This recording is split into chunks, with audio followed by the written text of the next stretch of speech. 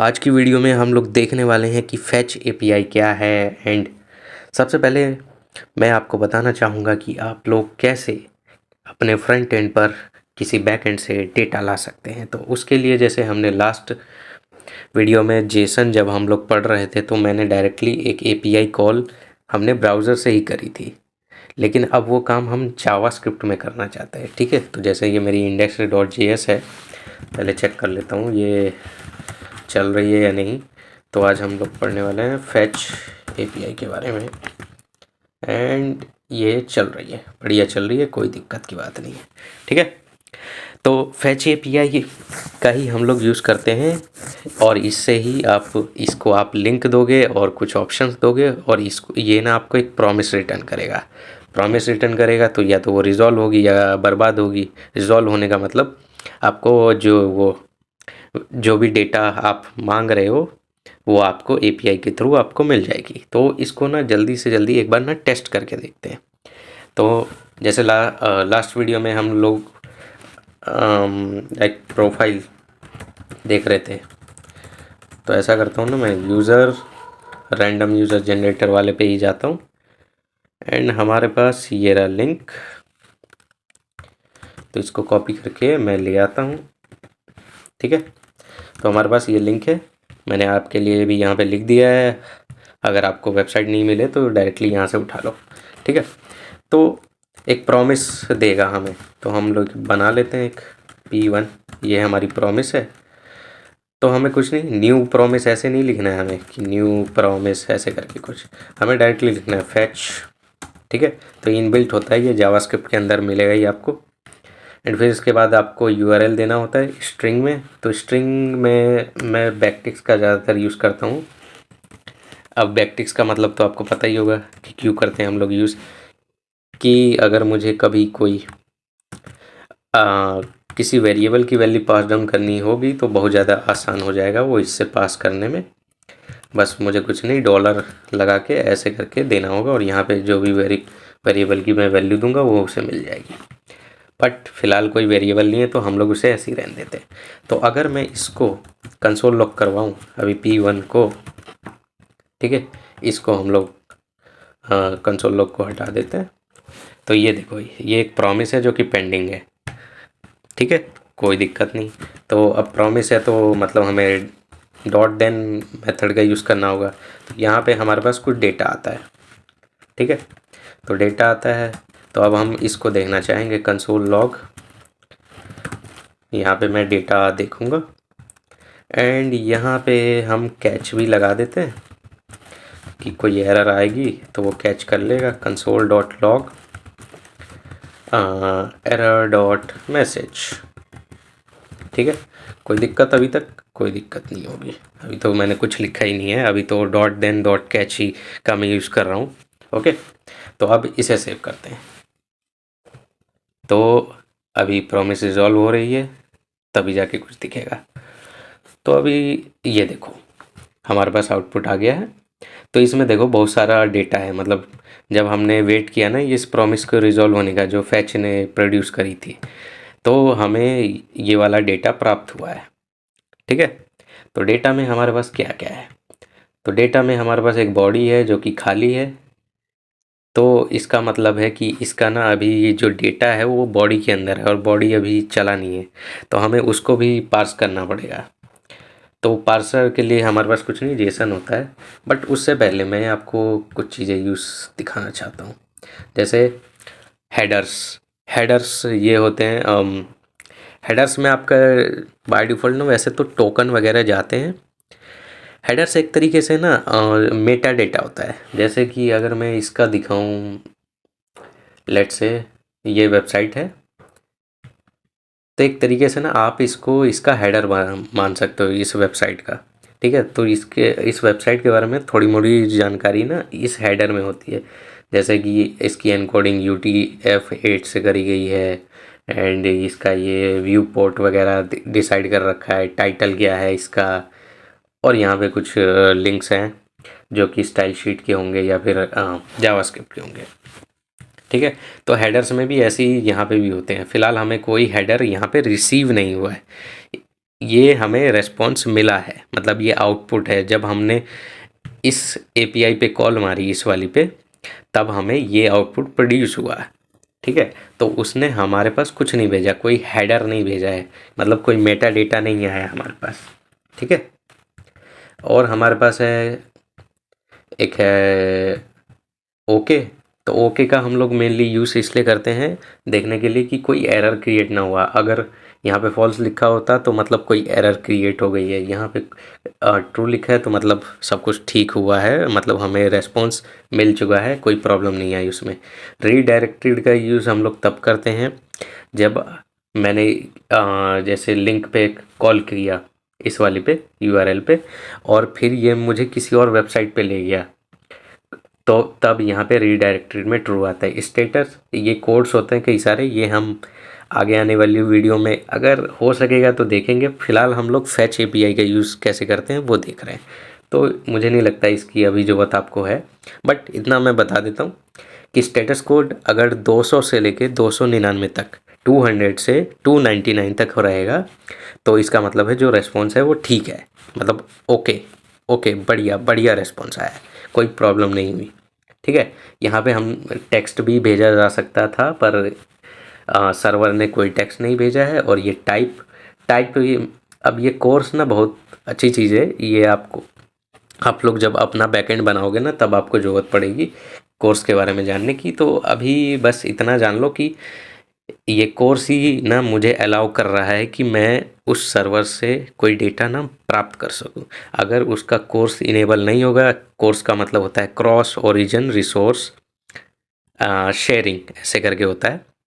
तो अगर उसका कोर्स अलाउ नहीं होगा तो मैं उससे डेटा नहीं ले सकता। ठीक है, तो कोर्स इसीलिए इम्पोर्टेंट है क्योंकि यही है जो हमें रिसोर्सेज शेयर करने के लिए हेल्प कर रहे हैं। मतलब अगर ये इनेबल नहीं होगा तो आप सर्वर के रिसोर्सेज यूज़ नहीं कर सकते। ठीक है, तो इतना डेटा तो हमने पढ़ लिया, लेकिन हमारे पास कोई डेटा तो दिख नहीं रहा। अभी हमारे काम की चीज़ तो आई ही नहीं, ये तो मेटा डेटा के टाइप का आया कि अच्छा कुछ कुछ चीज़ें हमें पता चल गई। जैसे कि हमें पता चल गया कि ठीक है स्टेटस बढ़िया आया है, तो मतलब डेटा आया होगा, पर डेटा मुझे कहीं दिख नहीं रहा है। तो एक्चुअली में ये है कि डेटा जो आया है ना, ये भी अभी एक प्रॉमिस ही है, तो हमें इसे भी रिजॉल्व करना पड़ेगा। तो उसके लिए हम लोग ये कर सकते हैं कि let final data is equal to await data dot JSON. ठीक है, तो यहाँ अवेट बोल रहा है, तो अवेट मतलब हमें इसे एसिंक्रोनस बनाना पड़ेगा। तो एसिंक्रोनस मैंने इसे बनाया। ठीक है, एंड यहाँ पे अब मैं करूँगा ना कंसोल लॉग फाइनल डेटा को, तो देखना क्या होता है। ठीक है, तो अभी तक देख लो मैंने क्या किया है। मैंने एक नया एक वेरिएबल बनाया फाइनल डेटा नाम से, और डेटा को मैं जेसन में कन्वर्ट कर रहा हूँ। ठीक है, तो ये क्या करेगा, ये प्रॉमिस को बदल देता है जेसन में। एंड इसके बाद ये अवेट है, क्योंकि ये सिंक मेथड, ये सिंक्रोनस मेथड है, मतलब एक प्रॉमिस है तो ये सिंक्रोनस ही मेथड है। और इसके बाद बस हम लॉक करवा रहे हैं डेटा को। तो अब मैंने सेव किया और ये देखो अब मेरे पास रिज़ल्ट दिख रहा है। ठीक है, तो रिज़ल्ट में हमारे पास आया है इन्फो और रिज़ल्ट्स। एंड इन्फो में कुछ फालतू चीज़ें, और मेनली हमारे पास जो डेटा है वो रिज़ल्ट्स में है। ठीक है, तो ये डेटा अब आया, अब दिख रहा है ना हमें। तो इसीलिए यहाँ हमें ना 2 बार इसको पार्स करना पड़ा, क्योंकि पहले बार में ना हमारे पास सिर्फ मेटा डेटा था। उसके बाद जब हमने उसे जेसन में कन्वर्ट किया, ठीक है, तो ये भी एक प्रॉमिस था, मतलब डेटा भी एक प्रॉमिस था। इसको हमने जेसन पार्सिंग कर रहे थे ना जब, तभी हमें फाइनल डेटा मिला है। ठीक है, तो एक तो ये तरीका होता है इसको करने का। एक और तरीका है, इसको मैं रोक देता हूँ अभी के लिए, एंड मैं बोलता हूँ कि p1 डॉट देन। तो यहाँ पे हमारे पास रेस्पॉन्स आया था। ठीक है, अब रेस्पॉन्स तो आ गया है, तो मैं अब ना रिटर्न कर रहा हूँ रेस्पॉन्स डॉट जेसन को। ठीक है, अब यहाँ पे जो रिटर्न आया है, मैं एक बार चेनिंग का यूज़ करके, ठीक है, ट्राई कैच चेनिंग का, ये जो वो क्या बोलते हैं इसे, चेनिंग ये इस्तेमाल कर रहा हूँ मैं, प्रॉमिस चेनिंग का। तो यहाँ पे अब मेरे पास एक्चुअली में डेटा है और यहाँ पे मैं कंसोल लॉग कर सकता हूँ डेटा को, कंसोल लॉग डेटा, ठीक है। और यहाँ पे हम कैच भी लगा देते हैं, कोई एरर आएगा तो वो हम यहाँ पे रिजॉल्व कर लेंगे, मतलब देख लेंगे। Console log error dot message, alright, सब कुछ बढ़िया, कोई दिक्कत नहीं। तो ये भी वही काम करेगा। इसको सेव किया और रन किया और ये देखो हमारे पास रिज़ल्ट आ चुका है। ओके, तो इसमें अगर मैं रिजल्ट्स को एक्सेस करूं तो मुझे एक एरे मिलेगा, ठीक है। तो ये मुझे एरे मिल गया। अब इसमें 0th वैल्यू पे हमारे पास बहुत सारा डेटा है तो वो हम चेक कर सकते हैं, ठीक है, कोई बड़ी बात नहीं है। अब इसके बाद तो आप जो आपने शुरुआत में पढ़े थे फॉर लूप या फिर ऑब्जेक्ट में कैसे आइटरेशन करते हैं वो सब आप यहाँ पे कर सकते हैं, ठीक है। अब ये तो हो गया। तो आपने सीख लिया कि किसी भी मैं लिंक, अगर मैं आपको कोई नॉर्मल वाला लिंक दूंगा, अब यहाँ पे ना मैं अब आपको इसके ऑप्शन से मिलवाना चाहता हूँ वैसे पहले, ठीक है। तो ऑप्शंस में हम कोमा लगा के एक ऑब्जेक्ट इसमें पास करते हैं, ठीक है। तो ये ऑब्जेक्ट जा रहा है। अब इसमें आप क्या दे सकते हो, तो इसमें आप इसको बता सकते हो कि मेथड क्या है, मेथड, ठीक है। तो हम यूज़ कर रहे हैं अभी गेट, ठीक है, ये गेट ही मेथड है। हम यहाँ पे बोला होगा, वैसे बोला नहीं है पर कोई बात नहीं, ये गेट ही मेथड है जो आप ब्राउज़र से कर सकते हो ना। जैसे मैं इसको कॉपी करके मैं यहाँ से पेस्ट मार के भी मंगा सकता हूँ। रेस्पॉन्स अभी आ जाएगा, हाँ ये आ गया। तो अगर ये ब्राउज़र से भी आ गया है तो इसका मतलब है कि जो रिक्वेस्ट टाइप है ना, मतलब जो मेथड यूज़ करा गया है वो गेट है। हमारे पास 4 मेथड है मेनली, जो मैंने आपको लास्ट वीडियो में भी बताए थे। अभी 1 मिनट, तो एक गेट है, एक पोस्ट है, पुट है, डिलीट है, मेनली ये सब ये है, ठीक है। तो हम लोग गेट यूज़ कर रहे हैं। गेट में आप नहीं भी लिख के दोगे तो ये बाय डिफ़ॉल्ट ना गेट ही होता है। बाकियों में हमें लिख के बताना पड़ता है कि भाई मैं पोस्ट यूज़ कर रहा हूँ या मैं पुट और डिलीट यूज़ कर रहा हूँ,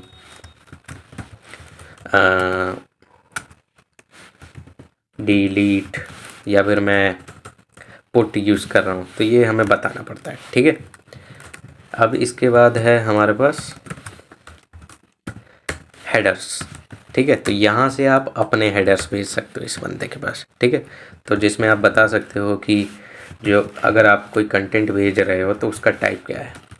तो यहाँ हम लोग लिख देते हैं एप्लीकेशन जेसन, ठीक है, क्योंकि हम लोग जेसन ही भेजते हैं, ठीक है। और या फिर कोई आपका टोकन है, टोकन से हम लोग वैलिडेट करते हैं यूज़र को कि यूज़र ऑथेंटिकेटेड है या नहीं। तो यहाँ पे कोई रैंडमली एक टोकन है, ठीक है, मैंने लिख दिया है ऐसी, तो टोकन भी आप भेज सकते हो। एंड फिर आता है इसके बाद बॉडी। तो बॉडी सिर्फ पोस्ट मतलब गेट में नहीं जाती बॉडी, बाकियों में चली जाती है, पुट में जाएगी, डिलीट में जाएगी, आपके पोस्ट में भी जाएगी, उसमें नहीं जाती, गेट में नहीं जाएगी, ठीक है। तो बॉडी में आप क्या भेज सकते हो, बॉडी में आप एक ऑब्जेक्ट भेज सकते हो, पर ऑब्जेक्ट नहीं भेजना होता, हमें स्ट्रिंग ही भेजनी होती है। तो हम क्या करते हैं, जेसन डॉट स्ट्रिंगिफाई करते हैं और इसके अंदर एक ऑब्जेक्ट दे देते हैं, ठीक है। तो यहाँ पे मैं जो भी दूंगा ऑब्जेक्ट यहाँ पे लिख दूंगा, जैसे लेट से नेम इज JS, ठीक है। तो ये मैंने एक ऑब्जेक्ट दिया। तो ऐसे करके आप वैल्यूज़ भी दे सकते हो और ये वैल्यू जाएगी बैकएंड के पास और बैकएंड कुछ प्रोसेस करेगा एंड कुछ आउटपुट फिर प्रोड्यूस करेगा और उसको आप यहाँ पे, जैसे यहाँ पे हमने इसको हैंडल किया वैसे करके आप कर सकते हो, ठीक है। तो ये तरीका होता है गेट वाले का। अब गेट वाले में आप बॉडी नहीं भेज सकते, एरर प्रोड्यूस करेगा। टोकन आप भेज सकते हो, हेडर्स भेज सकते हो, पर बॉडी नहीं भेज पाओगे। बॉडी भेजने के लिए आपको पोस्ट, पुट या डिलीट इनमें से कोई मेथड यूज़ करना पड़ेगा। तो अगर मैं इसको सेव करके रन करूं तो अभी भी हमारे पास सेम आउटपुट आ रहा है, ठीक है, कोई प्रॉब्लम नहीं है। तो आई होप आप लोगों को समझ आ गया होगा कि फैच API का हम लोग कैसे यूज़ करते हैं, आप लोग कैसे अपनी बैकएंड पर रिक्वेस्ट मार सकते हो। तो आज के लिए बस इतना ही, मिलता हूँ मैं यहाँ पे नेक्स्ट वीडियो में। सी या बाय।